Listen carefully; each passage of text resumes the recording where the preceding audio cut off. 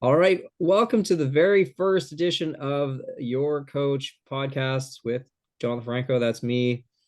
I don't have a fancy intro. I'm not going to spend 10 minutes talking about my sponsors. We're just going to get right into it. My guest today is Justin Pfefferle, who is the head coach of Concordia University cross country track and field, also co-coach of the Dawson cross country team. And he's my first guest because I have sort of, I don't know, passed the torch. I don't know if that's overstating it too much, but to him, he's replaced me as Concordia head coach. And so I thought it would be a good kind of way to sort of transition into this and just hear about how he's doing. So hi Justin, who's your friend? This is Fred. This is my newly hired assistant coach of sprints and hurdles at the Concordia in the Concordia track and field program. Still undergoing his coaching education. Frankly, he's not very responsible at all, but we're doing what we can with him. All right. And just in case, don't know if there will be video or not, but that was about a cat. Also, if there's no video, I just want to point out I'm wearing my Saskatoon Berries baseball cap that Justin gave to me. Justin is from Saskatoon, so why don't we start there, Justin? How did you get into running and then eventually into coaching? Yeah, so I guess I got into running the way that I see kids getting into running across the street from me at the daycare, which is when I look out my balcony and I see kids approaching the daycare, I see them as they get excited to hang out with their little friends or to see their teacher or whatever. I see them express their excitement and joy of being alive through running. This is something that I pay a lot of attention to, particularly in, as we do, living in a culture where it's sort of conventional to talk about how much we hate running or how much people hate running. I look out my window and I see people at, age 4 and 5 who clearly love running. And, as a coach, I sort of wonder, like, what happened between then and, the adults in my midst who hear I'm a runner and the first thing they want to do is tell me how much they hate running. I think, what happened? Well, yeah, so that was very much me. For as long as I remember loving the act of running. Before it was a sport, before it was a training modality or a fitness modality, the act of running has always been, I think, part of who I am. I was very lucky, very fortunate to grow up in Saskatoon for a bunch of reasons, including that there is this incredible infrastructure for the sport of track and field. So elementary schools in Saskatoon, most of them, if not almost all of them, participate in what are called the elementary school relays, and these are elementary events that are happening at the same time as the big meets in Saskatoon, the Knights of Columbus indoor games, what used to be called Sled Dog, which is now the Sanderson Classic, and then the Kinsman Lions indoor games. Track and field was like a big thing in my school. Being on the 4x100 meter relay team was this sort of like thing that, when I was in 4th grade, I thought, like, in 2 years, when I'm in 6th grade, like, I want to be on that team. There was also a kind of magic or mythology almost around the record holders of the high school or the elementary school hallway tryout. So the way that one tried out for the 4x1 was to run time trials down the hall, and like I swear, like, I still remember the number 5.32 seconds. That was the record when I was in 7th grade, like, thinking about, like, I want to break that record. So I was on those teams. I got to experience being, a 7th grader a sixth grader, seventh grader, eighth grader at those events, at the same time as university athletes, club athletes, and even, you know, elites who were coming to the Knights of Columbus indoor games to compete. I didn't exactly know that, like, that there was room for me in the sport beyond being on the relay team, until I had a math tutor. I struggled in school, and one of the various ways in which I struggled in school was I was really bad at math. My mother got me a tutor, and this tutor at some point told me, like, yeah, I'm studying math at university, but I'm also a Husky athlete, and I coach with the Century track and field team, and he said, like, if you like track and field, there's a kids program, you should come out. And I did. And yeah, I loved being at the field house. I loved being at practice. I had great coaches. And so that was kind of where my beginnings in the sport of running kind of happened. I played hockey from an early age, but once I was like 13, once we got into full contact, I broke my collarbone twice in a single season, and it was just like getting to be, I don't know, like too hard to be like 6 feet tall and 110 pounds and playing full contact with kids who were built like fire hydrants. So yeah, so when I was in eighth grade, I quit the sport of hockey, and I got into track and field, and that kind of never looked back. Wow, that's great. I think there's a lot that you said there that made me think of um the athletes that I coach, and there's like there are athletes that like you say, that like see that number and that have that drive and that are like, I want it. Um and then some athletes don't. And I think like this is one of the topics we kind of talk about a lot. Like how do you, and I guess we can get back to your kind of pathway story, but I wanted to talk about this because it's sort of relevant to where you started. Like how do you motivate athletes so that they do want to grab that brass ring, or is that, or do you, like, how does that fit into your coaching? Because there's definitely these athletes that they just want it bad, and others that don't, but they're still there, they're still on the team. Yeah, I mean, it's a great question, and it's a question that I've wondered about since getting into coaching, particularly coaching middle distance and distance, because unlike the 4x100 meter relay, which doesn't involve a lot of physical discomfort, being a really good 800-meter runner, or being not a very good 800-meter runner, sort of like inevitably entails suffering. And one of the questions that I've really wondered about and tried to read up on and asked other coaches and asked other athletes is, like, is this nature or nurture? Like, is there something that is inside of some people that isn't inside of others, this capacity for suffering, and where does it come from? Like, when I think about myself, like, I got into the 800 precisely because it had this aura around it that, like, if you are the toughest person on the planet, you run the 800. And I was like, that's me. I want to be that.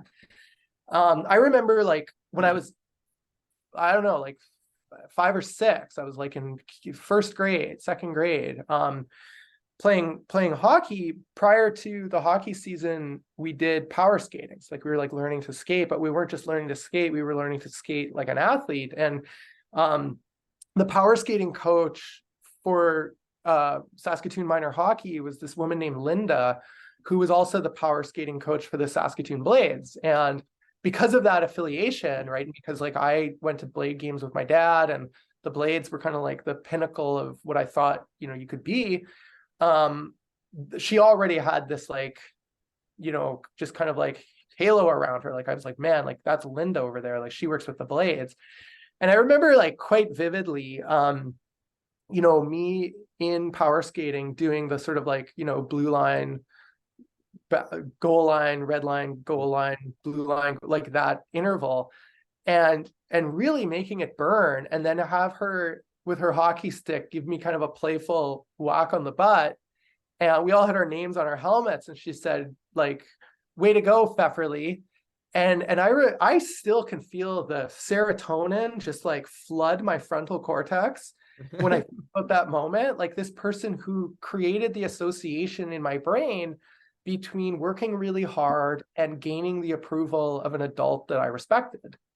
And I think that like I think for every story that goes in that direction, there are a million stories of a kid who is in second grade and he is, being cajoled into running the mile by some sadistic gym teacher who thinks of exercise as punishment and doesn't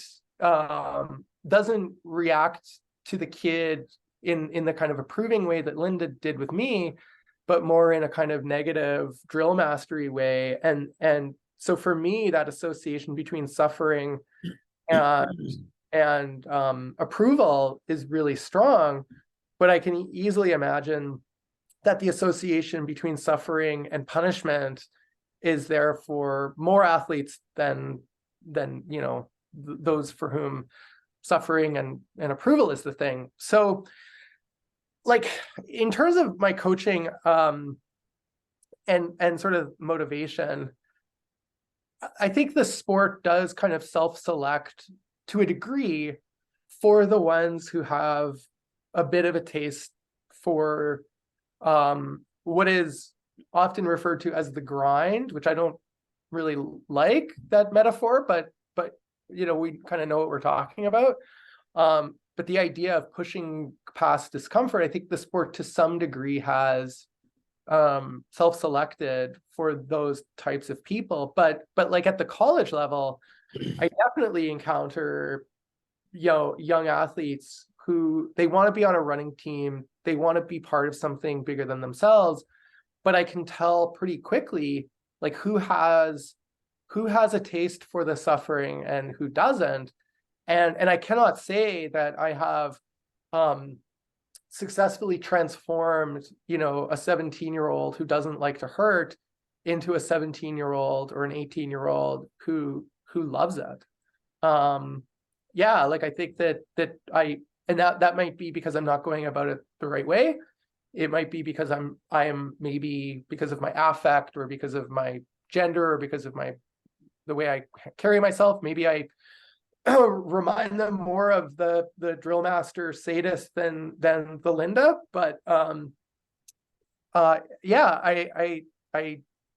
it's an open question. Like can you turn somebody who doesn't have the thing into somebody who gets the thing or who develops the thing? It might be the mustache. Yeah. But the mustache is also, I feel like, a symbol of positive authority as well in some ways. Anyway, Okay. What do you mean? it is a very tough question. I think when you talk about the grind too, there's sort of, and I've seen this with athletes too, there's like two different, well, more than two, but there's sort of two types of grind, if you will, athletes. And there are those that kind of can do the day in, day out, like go for a run, go for a run, go for a run. And that's a kind of, grind. And then there's the kind that will, want to go to the track and like, rip 400s and suffer in that way. And that's a different kind of grind. And I find that often though they're separate. So the people that Yeah. love going to the track and ripping it have a really hard time, Yeah. completing the easy runs. Whereas people who love to run, sometimes they're just like, they don't want to push themselves hard. They'll go every day, they'll go long, but they won't push themselves hard. And so do you think, do you have any strategies, for kind of one and or the other? Is one maybe easier to deal with than the other, or how do you approach those two types that we sometimes see? mean, that definitely resonates. That definitely resonates. That rare is the athlete who can do both the sort of, monostructural, like zone two, easy run, not going to get the feedback of discomfort to tell you that you put in a good day of work. You're just going to go out and you're going to run at an easy effort for 90 minutes, and you're going to come home and you're going to shower and you're going to eat, and then you're going to go about your life. The athlete who lives for the suffering, yeah, like, do they also have it in them to say, okay, today is not about suffering, today is about just putting in the work. Yeah, and yeah, on the flip side, like the athlete who likes to run, I'm often, particularly because I coach a trail ultra athlete, and the ultra community, I think, has a story about competitiveness that I think is maybe flawed. The ultra community, I think, to some extent, has a story that they tell about competitiveness as something that is adversarial and hostile in nature. And I think a lot of athletes who love to run, but they don't necessarily like to hurt, the cope that they kind of come up with is like, well, but hurting is for people who are trying to prove something to themselves, and they're trying to sort of lord superiority over other people, or they've got some darkness inside of them that they're trying to punish or whatever. All of which may be true. All of which may be true. That there's no question of that. Yeah. Yeah. I don't know. Like, I try to be a fairly introspective person, and I am on the lookout at all times for the darkness inside of me, and I don't find it. I must admit, like, I did love to suffer, but it wasn't to prove somebody wrong, right? Like, I don't have that narrative. Sometimes, I don't know, maybe I would have been a more successful athlete if I was proving people wrong. I think I don't know. I've always had people around me who believed in me, and then I wanted to prove them right. Yeah. But yeah, I think that, yeah, the thing about like, like turning the athlete who doesn't like to jog into a person who accepts that as part of training, or turning the person who doesn't like to suffer into a person who understands that that's an important part of training. Like, I think this is where the team environment comes in. And I do coach some athletes who are not on teams. Like, I've got a group in Saskatoon who I coach, and they're not like doing it for the team. They're former teammates of mine in some cases, but they're not like doing it for a team.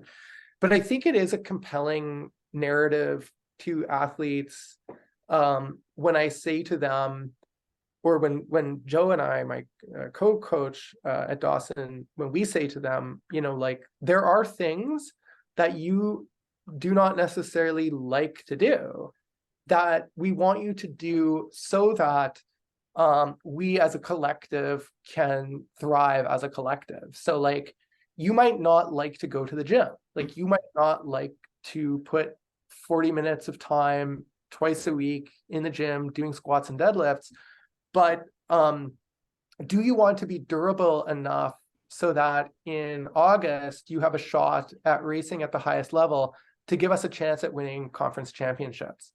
And I think that, like, humans want to connect with other humans. We want to feel like we're part of something bigger than ourselves. And I think we also want to experience the pleasure of mastery. And, like, you might not want to get really good at deadlifting, but if I tell you and you believe me that deadlifting is going to make you a stronger, more efficient, more durable athlete, and that will make your teammates happy, I think that, like, that can carry an athlete from being a person who doesn't like the gym to somebody who trains for a year and gets good at it, and then that might click. Yeah. Same There's with, an element of like fake it till you make it sometimes. Like, yeah, you think you don't like the gym, but you don't go to the gym because you think you don't like it. So how do you really know that? And then, and yeah, and like, you probably don't like it because you're probably not that good at it because you don't go. But the more you Yeah, go, the better you get. And then there's and I mean, just sort of on the topic of gym, that's one of the things I love about the gym. And it's very different from running in that there's so many little wins that you can get every day, like just on a rep, just any rep of like a, like a clean or something, you can just be like, oh wow, I just nailed that. Or you can yeah, be like, oh, okay, mess that up. Next one, I'm gonna try this. And like these little adjustments that you don't really get that much in running. Like you can run a 400 and be like, oh, I wanted to run 64 and I ran 66. Like, but that's not, I mean, I always say like that's not statistically significant. Like there's so many factors in the splits, like whatever. So yeah, the gym can be really good to kind of get a certain type of person in, and they don't realize that they would potentially like it. yeah. This is like the idea of faking it till you make it. So like for the last year, really over the last year, I've thought a lot about the relationship between coaching and training and ancient philosophy. So like I'm an English professor and I teach philosophy as well, and I'm particularly into um, the ancients, Socrates, Plato, Aristotle, and one of the ideas that has really framed how I coach is an idea from Aristotle um, in his virtue ethics. So in this book called Nicomachean Ethics, he outlines this theory of virtue ethics. And the line that is often attributed to Aristotle, which may or may not be apocryphal, is has to do with character and like what is character. And Aristotle is attributed to have said that you are what you do repeatedly. And this is a kind of cornerstone to his idea of like what is ethics. So for Aristotle, ethics is this very like action oriented posture in the world or presentation to the world. And what Aristotle says in one of the dialogues, has to do with like, he didn't say fake it till you make it, but what he said was in response to a question from his student Glaucon, who says to him, I am not a courageous person. And I want to be a courageous person. Like I understand that courage is a virtue. I don't have it, but how do I turn myself into a courageous person? And Aristotle, using the figure of Socrates as his fictional character, has Socrates say, well, if you are not courageous, act like a person who is courageous. And it's kind of like saying fake it till you make it. Like imagine what would a courageous person do and then do that. And over time, through repetition, you become the thing that you do. So like courage isn't a state of mind, it's a behavior. And if you act courageously, you will become courageous. If you act with integrity, if you act with honesty, if you commit to being honest and you say the thing that is true all the time, you become an honest person, even if your inclination is to be a liar and a bullshitter. And so I think like this works with training in a kind of like lived experience kind of way. Like you are a person who doesn't want to go to the gym, but you or you believe me when I tell you that going to the gym will make you better. Well, like act like a person who loves to go to the gym, right? And act like a person who loves to jog, act like a person who loves to suffer. And through repetition, you will become that person.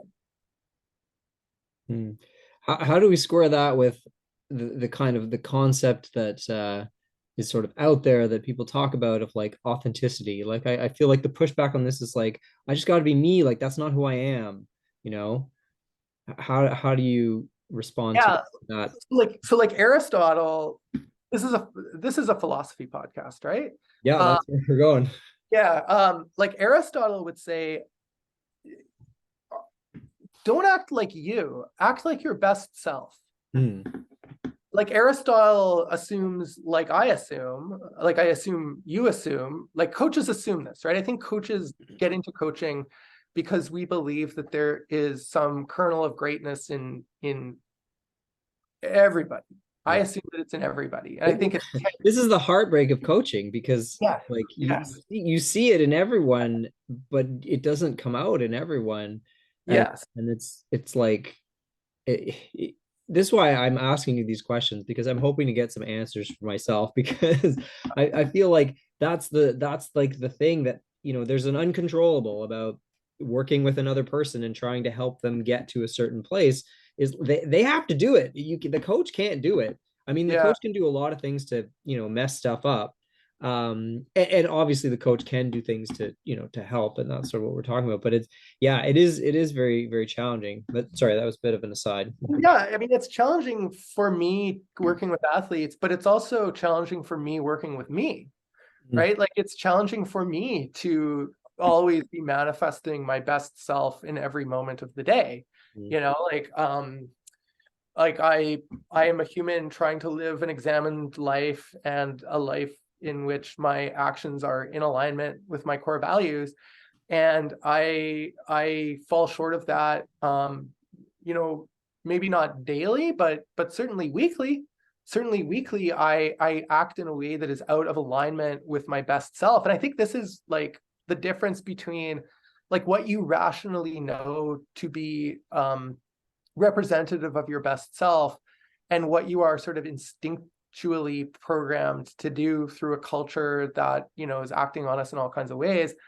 And I think sometimes like we mistake who we really are with how we act in a world impulsively. Like we are all creatures of impulse, but we are animals, but we're rational animals. Like we are rational creatures who, unlike the cats who are rolling around here, have a capacity to not just think, but also think about how we are thinking, and not just do, but also like cultivate a witness self and say, like, how are you acting right now? Like, take a moment here and think about, like, is the way that you are acting in alignment with your best self? And I think in a way, like coaching involves illuminating that for athletes, like that you do have a kernel of greatness inside of you. Let's think about what that looks like who are you at your best, what are you like in your best moments, and then work backwards and think, okay, like what are the actions that you perform when you are acting as your best self. So if the person says, like, listen, like my instinct is to be cowardly. Okay, but you rationally know that courage is a virtue. So let's cultivate courage as a virtue through actions, as a way of manifesting the greatness that is inside of you, the best self that you have inside of you. So yeah, I think that like this morning, so I'm teaching a course on unreliable narrative and unreliable narrators. And I said to my students today, like one of the things that makes a class like this to me urgent is that we tell ourselves stories about ourselves all the time, and those stories are not always reliable. Like you might tell yourself the story that you are a coward, but are you really? Or you might tell yourself the story that you are that you have the dog in you and that you are a grinder. Well, do you? Like the race results don't necessarily show that. Like I see you making excuses and self-sabotaging every chance you get. Sure, you're putting up big fancy workouts on Strava, but like where it comes time to really show it, like, are you a courageous person? Are you acting with courage? So yeah, like the athlete who comes to me and they says, like, look, this isn't just me. I would ask them to distinguish between the impulsive self and the best self. Yeah.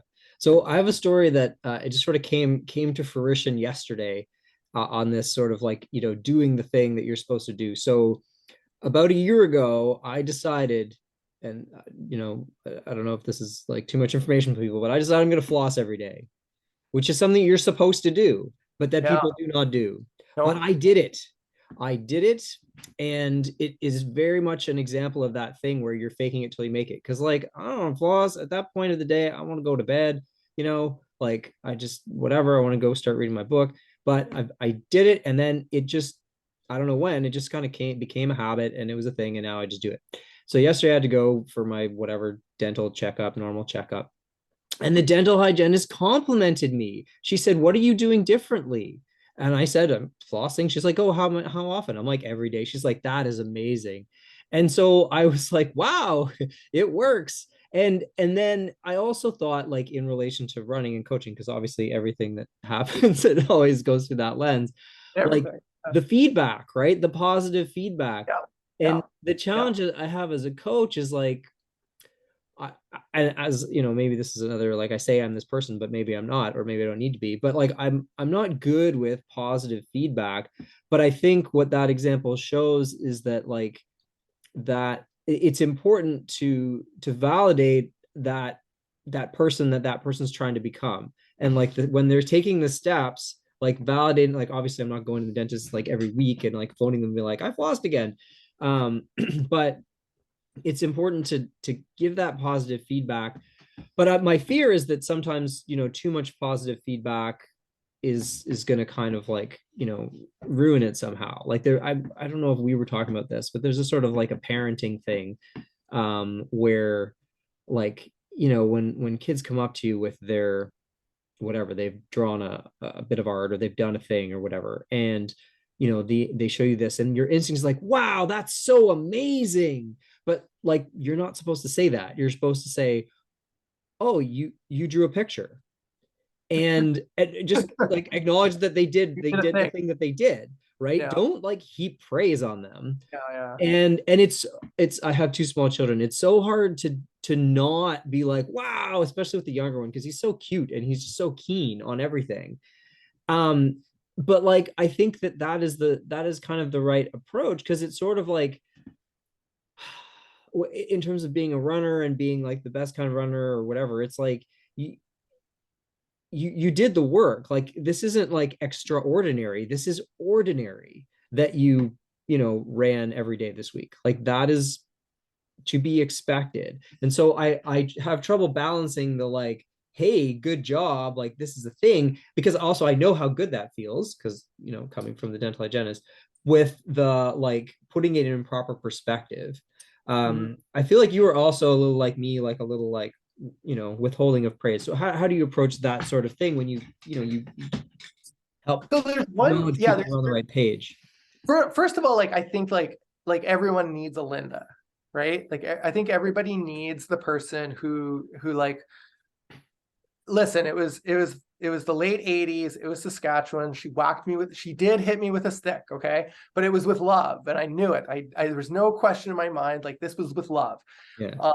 Like, yeah, like I think everyone needs a Linda, but also everyone needs to become their own cheerleader, right? And I think that, like, what maybe I think for both of us, correct me if I'm wrong, I think that the reluctance to heap praise is not out of some, like withholding of affection thing. It's like, I don't want you to get addicted to the praise, um, to the expense of your own internal compass that tells you that you did a good thing. Mm. Like, I want you to cultivate intrinsic motivation, and for you to have the attitude that, like, it's not for the coach. Like, I'm not trying to make John proud. I'm not trying to make Justin proud. I'm trying to live my best self, using running as a vehicle for doing that, and to overcome adversity and to push through obstacles, and to prove to myself that I'm a person who can do hard things. And my fear is that in creating a kind of dynamic where, like, you're trying to make me proud, that you are motivated by the wrong things.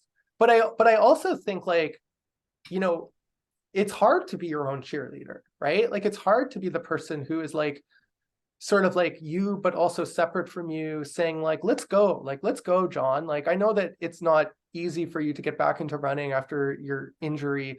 I know that, like, going for a 10-minute walk run is not as cool as banging out, some hard intervals and proving to yourself that you can run a 32-minute 10K.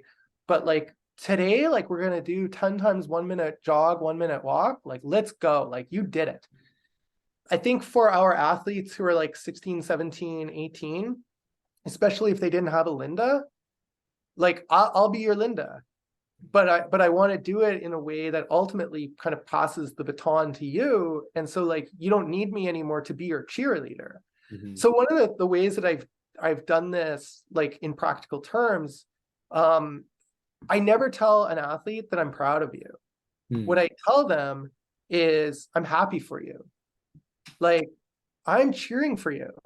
And I know that you came to practice every day this season. And I know the work that you did. And I know the choices that you made to put yourself in a position where you could thrive. And you did it. And Mm. I'm happy for you. And then I will say to them, are you proud of yourself? Mm. And usually they will say, yeah, I am. Yeah. And it's got nothing to do with me. Like, you're not here to make me happy. You're Mm. not here to make me proud. Like, I'm not like, I'm the coach. I'm not like, I'm not your internal compass. So like, I think that's a shift. Like, I don't want the athletes to think that I'm indifferent. I'm certainly not. And if I were to admit to, if you had me hooked up to a lie detector test and you were like, are you happy? Are you not just happy for that athlete that got, fourth at nationals? Like, are you in fact proud of her? I'd be like, you know what? Yeah, Yeah. yeah, I am. But I'm not going to say it, not because I don't want her to think I'm proud of her, but because I want her to understand correctly that the appropriate relationship between her and I is one in which I guide her and I'm thrilled for her, and I want her to be proud of herself. Yeah. Yeah, that makes a ton of sense. I think that it's it's always a challenge to kind of find that balance. And I know, and on the flip side, um, you know, the question that I will ask you is how do you dole out, kind of criticism?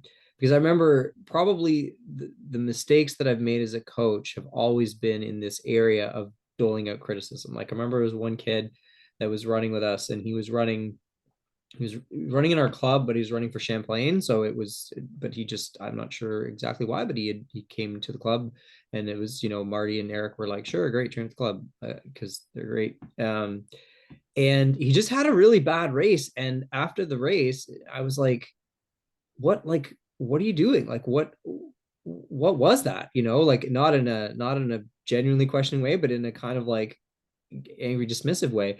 And then of course, after, I learned that, he just was, he's also a student and working, and it just like, he was just tired. He was just really tired, and he just didn't have it. And so I realized, like, it doesn't matter if if I'm disappointed, or not that I didn't say that, but obviously that's how he took it. Like, it doesn't matter for me to say those things, because number one, the athletes are their own worst sort of critic most of the time. So Mm-hmm. they don't need me to tell them what went wrong. They usually know and are disappointed in themselves. Now there's a whole subset of athletes that like are clueless and don't realize that they're not doing what they're supposed to be doing.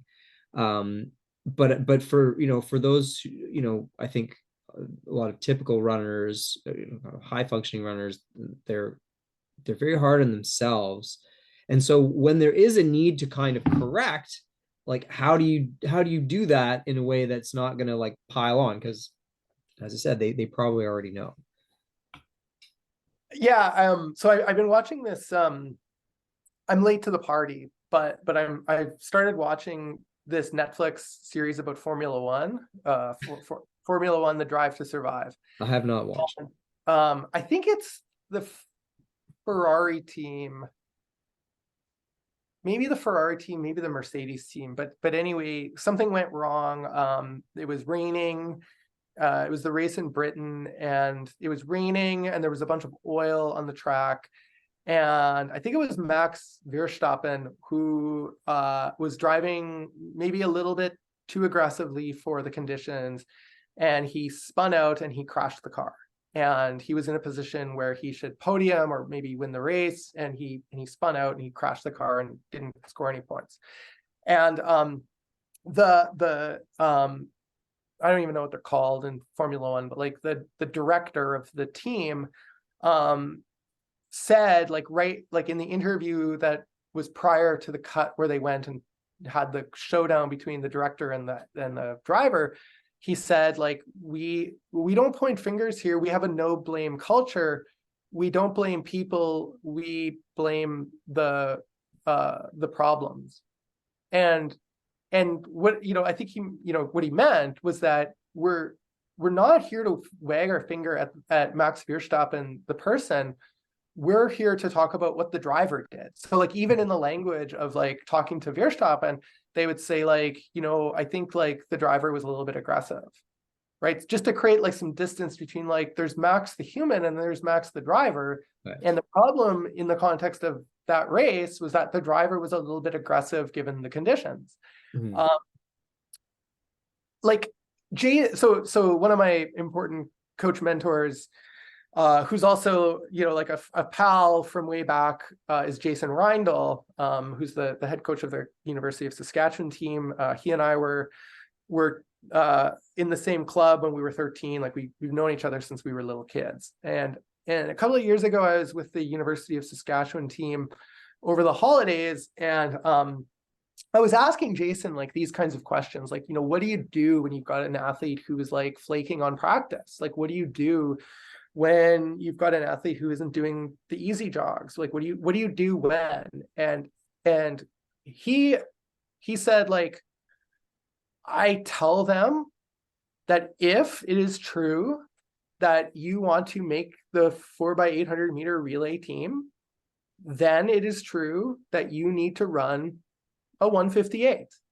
And if you want to run a 158, then my understanding of the best practices for getting there, given your profile, given like your speed, given your 400 meter PR, is that you need to do this.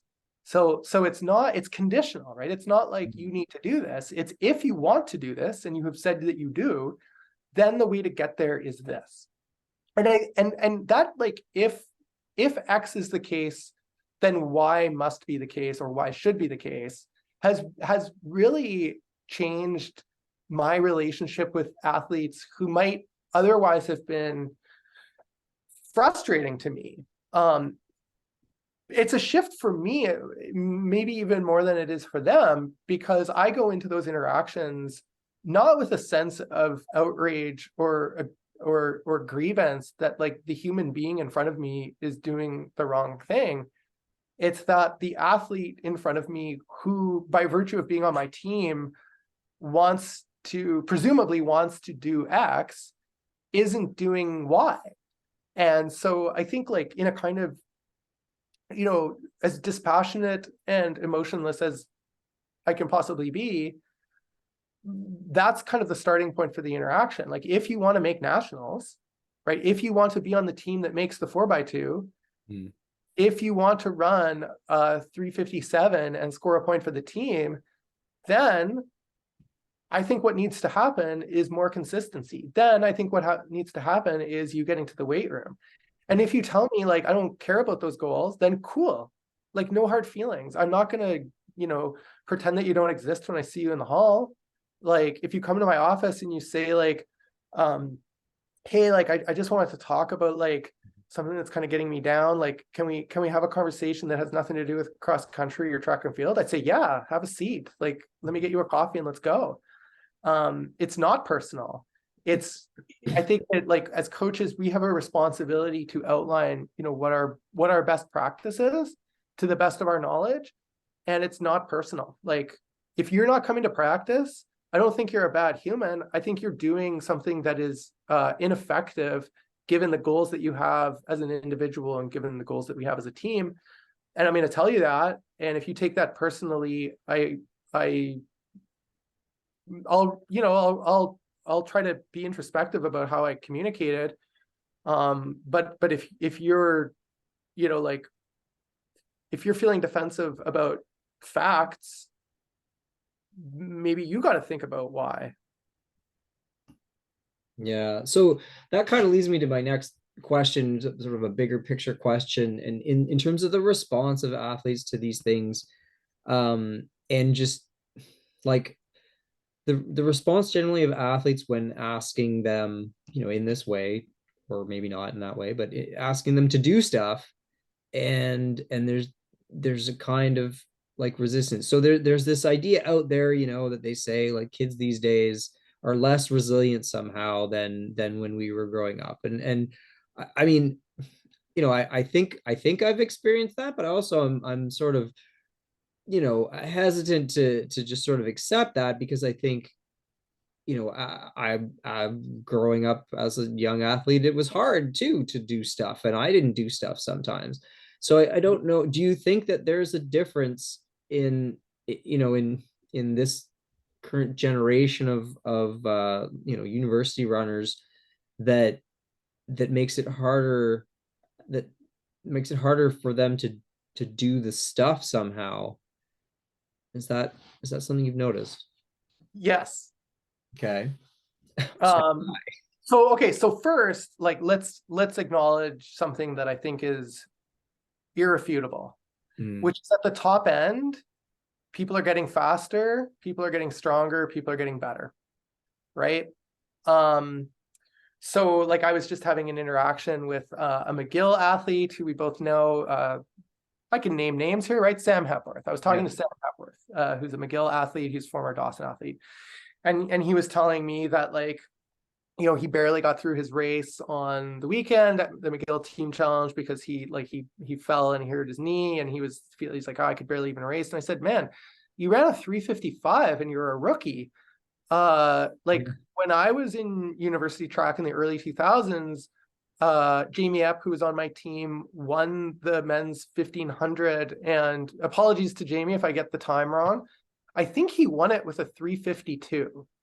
Yeah. And like a 3:52 is nice, Hmm. but I don't think 3:52 guarantees a win anymore. No, no. I mean, yeah, like a low 350s was top of the pack. And like now it's kind of like if you want to be in that U Sports final, you got to be under 350.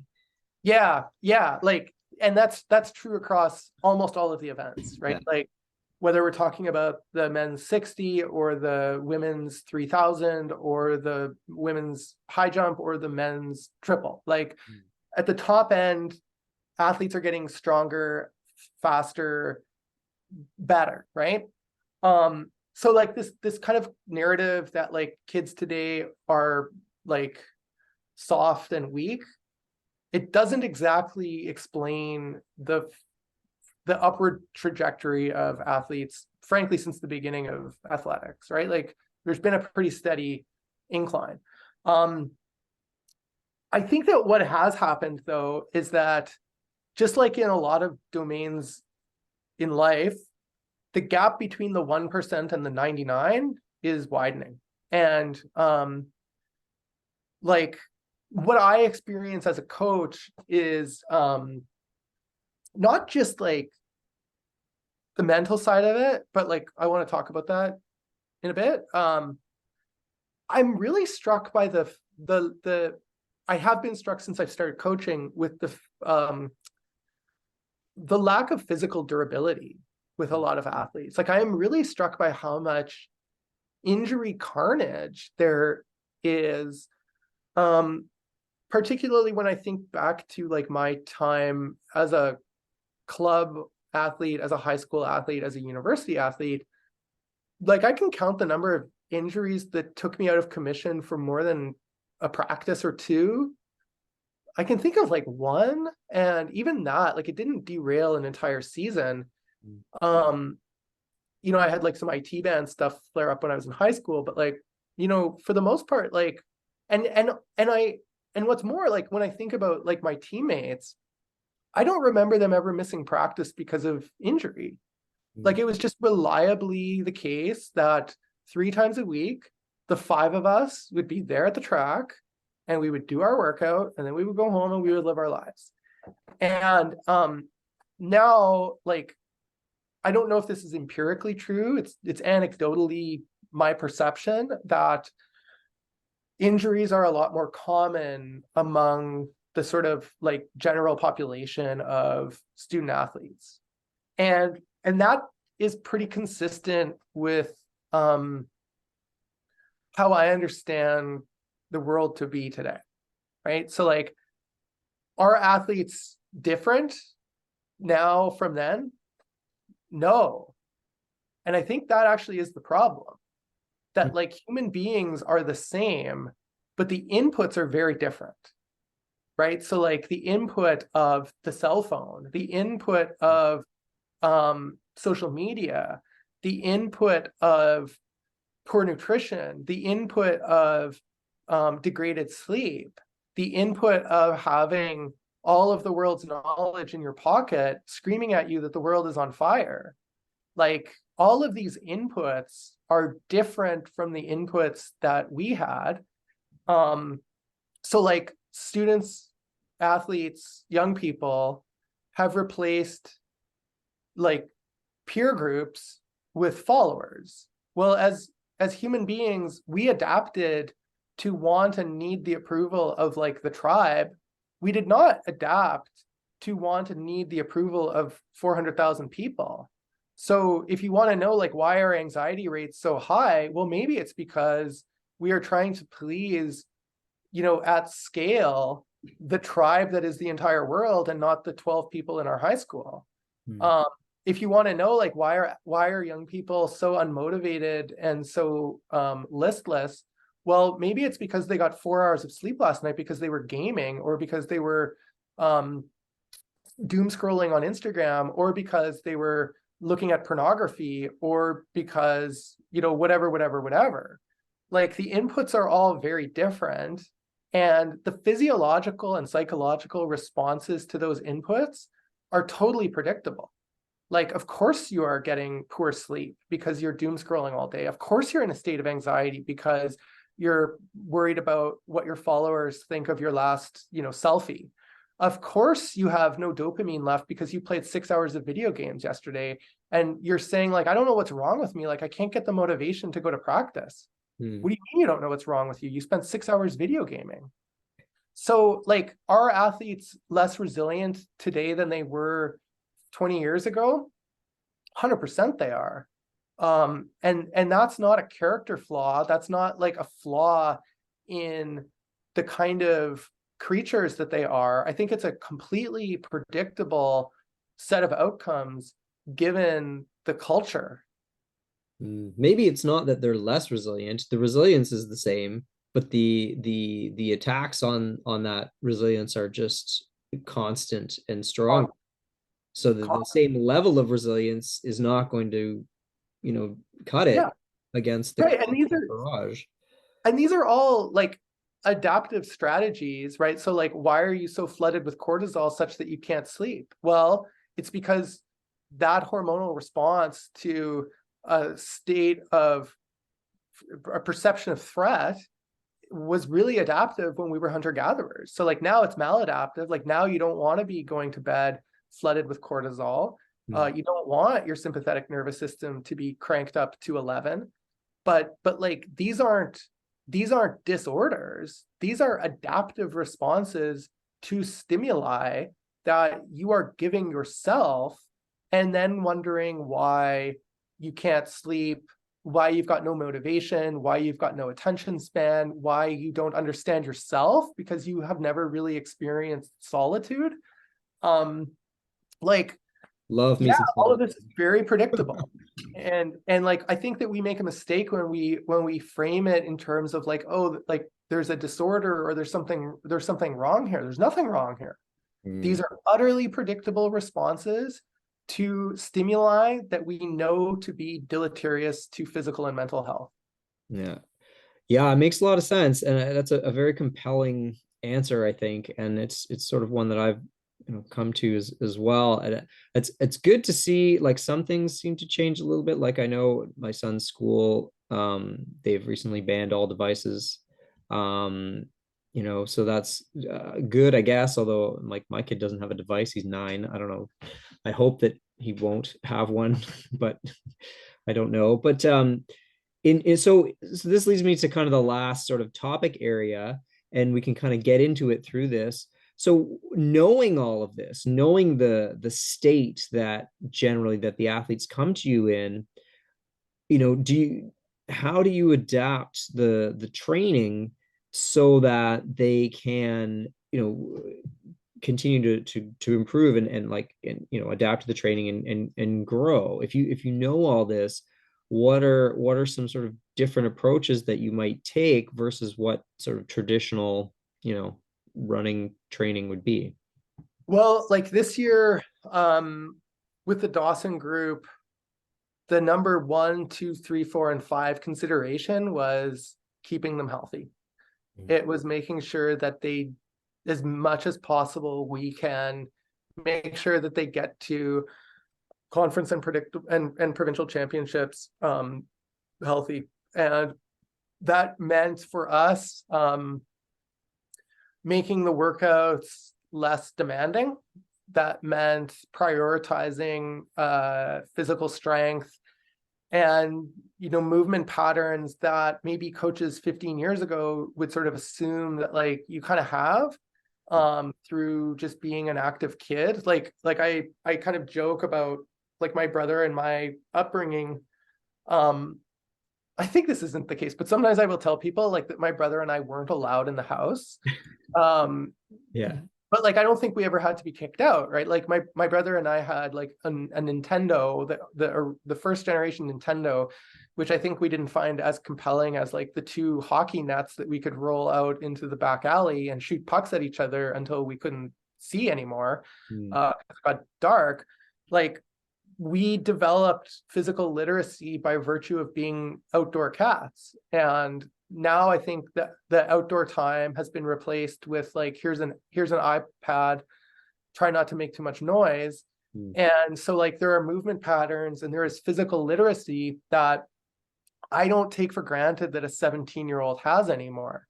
And so like, like in the long-term athlete development stream, like there's a distinction between age of the athlete and training age. And like for me, I think for you, our training age and our chronological age was kind of like not exactly like 1-to-1, but it was like there was a lag. Like I'm 12 and my training age is here, but now I think it's more like I'm 17 but my training age is like 2. Yeah. And so we do things like wicket drills, which I think are great for like, elites, probably as much as they are for, 17, 16-year-olds. We do like easy plyometrics. We do jumping. We move laterally. We try to move in all of the planes of, so like, I think we make the assumption that our athletes are kind of at ground zero in terms of their physical literacy and the fluency of their movement patterns. And we try to build them up from there. And like one of the things too that, we have done this year, Joe and I, that is kind of different from the years past with the college athletes is that we don't tell them like how much they should run outside of practice. Like we tell them that the first goal is frequency. And so like putting the shoes on and going for some kind of a jog with like a little bit of, fast-paced running, like through strides or accelerations, like that's a good thing. But we don't tell them like, okay, this week it's a 30-minute jog. Next week, we want to build it up to 40. Over the weekend, we're going to do 60. And then next week, we're going to like, we don't sort of progressively overload them in that way. We kind of trust, and I think it proved to be effective this year, like telling them like first aim for frequency, and then we can talk about volume of running, on top of that, once you get into the rhythm of like 5 or 6 runs a week. But yeah, like we've responded to the phenomena of the injury prone athlete by taking them kind of down to first principles, taking them down to what I would, I guess, consider to be basic movement patterns. And like prioritizing like the fast running, which like it occurs to me that like not every kid was trying to set the hallway record at St. Vladimir School in Saskatoon. Like not every kid grew up trying to see like how fast can I run for 40 meters. So like Yeah, the kids see that like, come through to university that have been in high school track have this, they're not perfect by any means, but they at least have that turnover, mhm. one thing, and and a sense of like, a little bit of a sense of like how training should be. I want to know about this idea of like not telling them how much to run, because I had this experience with the university team, and I sort of was doing the same thing. I was saying like, look, like, if you want to succeed at the conference level, you need to be running every day. You need to be doing this. So go for it. And then and we keep track on final surge and this, and at the end of the season, I kind of like look back and I was like, they're not running enough.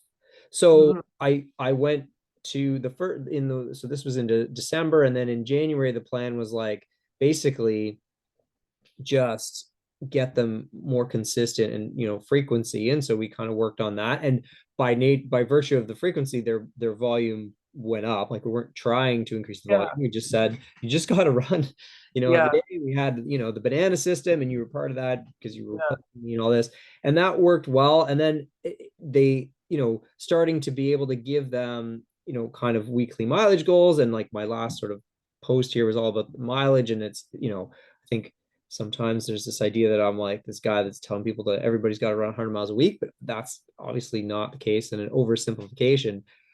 But like, so what I found with the group was that if I didn't tell them specifically to run this much, they would not run that much. mhm. And and like this was a bit of a surprise to me because again, thinking about my own athletic career, like there was a moment when it kind of clicked over, like when I asked my university coach, like, what do I need to do to run better? And he was like, you need to run like 100K a week. And I was like, okay. And so I made a chart for myself that was like, this is how much I'm going to run. And like I did that, and it was tiring and stuff, but I did that. And so I kind of had thought that like the athletes would be in the same vein of like, because it's funny because there's Strava, and so like people are keeping track, and like there's definitely sort of good things and bad things about Strava, but my hope was that there was this kind of a little bit of a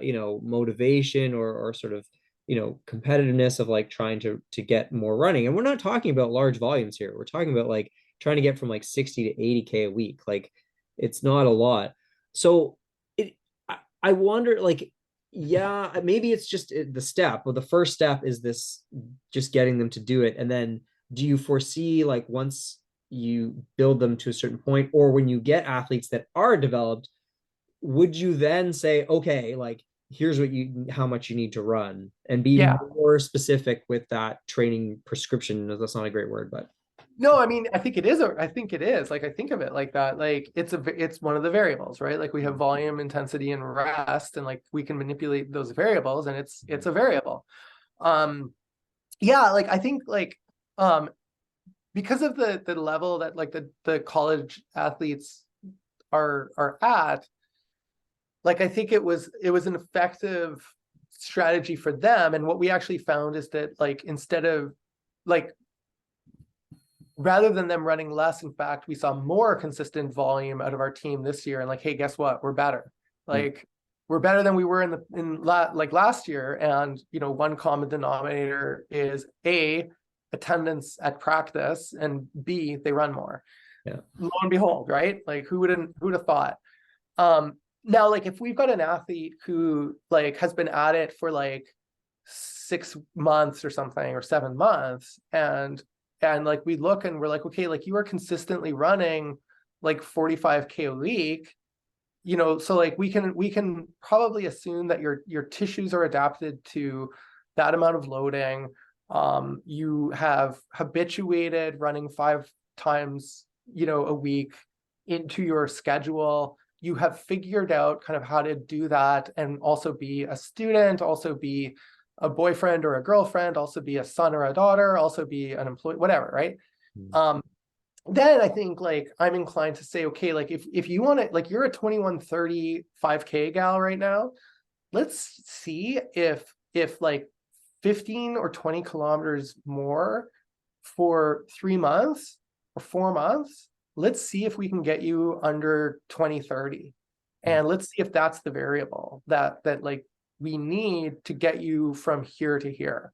I think like humans are, I mean, we're complicated, right? Like we want to connect, but we're also rebellious by nature, right? Like um I think like the history of human storytelling is like you cannot cross this line, and then a person is like, watch me cross this line, or you can't go over here, watch me go over here, or you must go over here, watch me not go over there. Yeah. So like I think we have to understand that like that's part of the human psyche, and I don't know that we would want it any other way. Like I don't want my athletes to be so compliant that like everything I say they just like absorb. Like I want them to have a little bit of, you know, sandpaper. And sometimes I accept that that's going to manifest in sort of rebellious, like, you know, I'm not going to do that thing you said just because you said it. But yeah, like I think like once an athlete has kind of proven that they've adapted to the lifestyle of being a runner, they've adapted to the training load, they're ready to make that next step, then I could say like, okay, let's kind of gamify it. Like, let's see how many weeks in a row you can run at least 50 kilometers, and let's periodically crank it up to 70 and just see, and just see. And if the athlete's excited by that, like, okay, like I'm going to run, you know, like I remember the first time I ran 100K, it was like, I knew I was going to try to run 100K on Monday. I was like, okay, here we go. Like I've got my meals planned for the week. I've got my nap schedule dialed in. I'm going to do like my mobility here, here, and here. Like Yeah. it was fun to hit that number. I don't think it was going to be fun to hit that number when I was 13. No, no, certainly not. Or any number, because I mean, Yeah, or any it depends though. Like some kids do like that, but certainly not. There's so many other things that you need to do first. So as a coach, you're not asking a 13-year-old to hit a number, probably.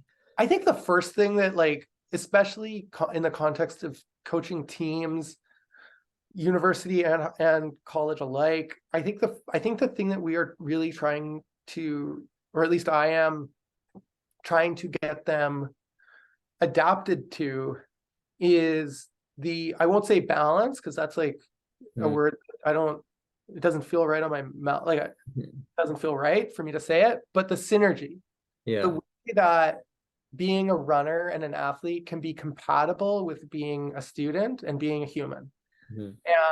And that's the first thing, right? Like if I say to you, like if you're going to run a 350, then you must run 130K a week. But then I'm not also accepting the fact that, well, this student is taking like a really difficult calculus class this semester, and this person is just on the tail end of a breakup with a partner that they had for 3 years and that they kind of thought they were going to marry. And, you know, this is a kid whose parents are getting a divorce, or, you know, or whatever it is. Like if I don't account for the fact that they've got a full life around their life in athletics, then the whole thing kind of goes to shit anyway. So really, you know, the first step is like, let's figure out how this fits. Let's figure out how you can cultivate the lifestyle of an athlete while also living at a high level in all of these other areas of your life that you care about and that bring your life meaning and value. And then once you figured out that, then we can start more and more and more. Yeah. Yeah, that makes sense for sure. I think that there's like you want to deal with people, start people where they're at. And they Yeah. could be at lots of different places. And certainly you want to have a goal of like where you want to get. But if that goal is, 350, 1500 on 130K a week, like, okay, but what's the next step to get there? Like you don't really have to worry about 130 if you're running, 60. You need to worry about 70, 80. And Yeah. you'll get there eventually if everything falls into place, if you're sleeping right and all that sort of stuff. But it's not like it's not necessarily useful.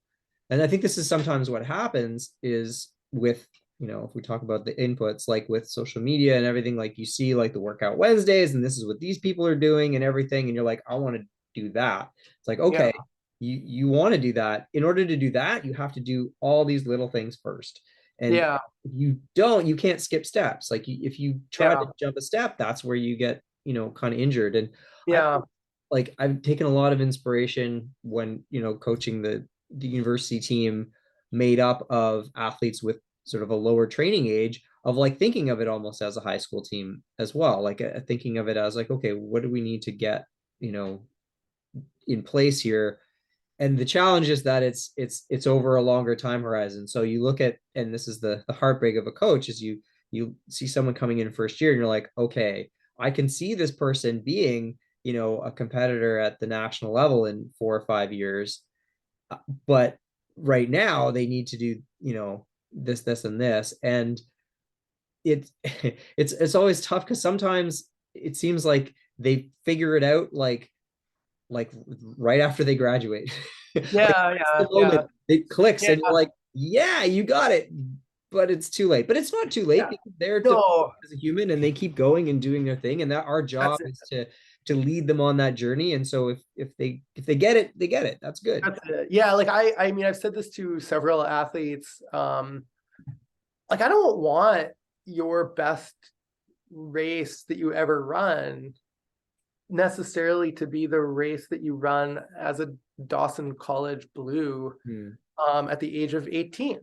Mhm. Like I don't no, I mean if you say to me, but that's like this is the ultimate horizon for me, and like after this, I'm not gonna be a competitive runner anymore. Yeah. Okay, cool. Like cool. Yeah. But like if you're a person who, has aspirations to live like a competitive running life into, like I still like to compete. I'm 41. Hmm. Um, like if you want to live the life of a competitive athlete forever, then like, yeah, no, I don't want you to have your best race when you're 22. I want you to have it when you're 28 or 27. Mhm. And like that does change the way that I coach. Like I am conscious, like Joe and I think we're conscious that one of the things that we did with our athletes this year with the college team was in prioritizing their like their health like over the short term, we probably did like leave some adaptations on the table for a couple of athletes who probably would or could have handled like high training volume and maybe would have had a better race, right? Like they maybe would have like got like the benefit of a really intense anaerobic stimulus and had a little bit more in them at conference or provincials. But the trade-off that we were willing to make is like, look, if we burn out three of our athletes so that one of them really thrives, and then those three, decide for themselves that like sport is not for them and that they don't want to continue on as runners, I Mhm. don't think I can live with that. So like I am willing to prioritize the long-term development of my athletes, even if it is not what's immediately advantageous to me putting a competitive team on the track at conference championships in 2 weeks. And like that, yeah, like I don't know if I think the real heartache comes when, you know like as a culture we over index for talent, there's no question, like in every domain we don't pay enough attention to perseverance and commitment, and we pay too much attention to kind of raw Mhm. talent. And I think we make the mistake of thinking that like the ones who really have the future are the ones who are really talented, and maybe that's to the detriment of like having the really determined ones kind of in our blind spot. Mhm. um, there's no question that like the heartache comes when you've got somebody who's really talented and like they don't do the thing, and you see that talent just sort of like a flame that flickers and then dies. Mhm. Yeah, it's that's the worst. Yeah. Um, I Yeah. think, yeah, and I think in distance running in particular, the characteristics of perseverance and discipline and everything are that's what's gonna, carry you through it. Like I remember, and this is like going on 10 years ago, but a guy I coached, Ryan Noah Hodge, and he was Concordia, probably Concordia's best distance runner up until until Prince is probably going to break some records this year. But um, like, we talked about the career after and everything, and we talked about how, staying healthy, and like the longer you stay in the game, the higher you're going to rise up, because people are going to, drop off and stuff. And as long as it takes time to improve, your endurance physiologically, like these things take time. And if you can be committed to that and keep going, and if you enjoy it, then you'll see success at the end of the road. So I think we're going to end it there. We don't want to get too Joe Rogan here on this podcast. I'm dialed in. I mean, I well caffeinated, and I'm good to go for another 2 hours if you want. Yeah, we might have to just do a part two another time, maybe after cross country season, after you get a little Okay. more university experience under your belt. But Yeah. thanks so much for chatting. It's great. I mean, I think, to be honest, these are just the conversations we kind of usually have anyway. You and I sort of over Slack and that, so it's good to kind of get it down in the record and expand on it. And I really Yeah. appreciate your philosophical insights. I think that's something that, you coaches and athletes can learn a lot from thinking about things from a different lens, like not always thinking about it as a runner, but like as, philosophy and that sort of thing. So yeah, really, really great. So anyway, thank you. Really appreciate you coming. Yeah. And yeah, we'll talk soon. Well, my pleasure. I enjoyed it, and I look forward to tuning into future episodes. I know there are a lot of coaches in this community who have a lot to offer, and I know that because I've derived a lot from interactions, not just with you, but with other coaches in this community. And there's a lot of wisdom out there, and I'm excited to tune in and get to tap into that insight and wisdom as a listener in the future. Yeah, for sure. All right. Thanks.